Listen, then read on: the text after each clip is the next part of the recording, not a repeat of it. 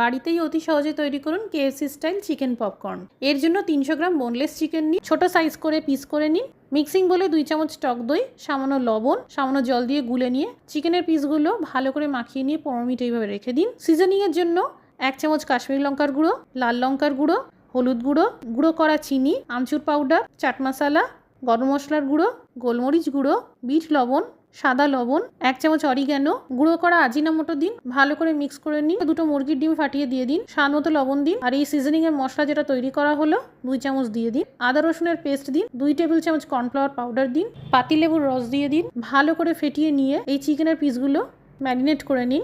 এবার একটা প্লেটে 1/4 কাপ কর্নফ্লাওয়ার আর 1/4 কাপ ময়দা নিয়ে 2 চামচ এই সিজনিং মশলা দিয়ে দিন। এবার চিকেনের পিসগুলো এক এক করে কোটিং করে নিন। 10 থেকে 12 দিন ফ্রিজে সংরক্ষণ করতে পারবেন। এক এক করে চিকেনের পিসগুলো ভাজতে থাকুন। এই সিজনিং মশলা দিয়ে ভালো করে মাখিয়ে নিন। তৈরি হয়ে গেল কেএফসি স্টাইল চিকেন পপকর্ন।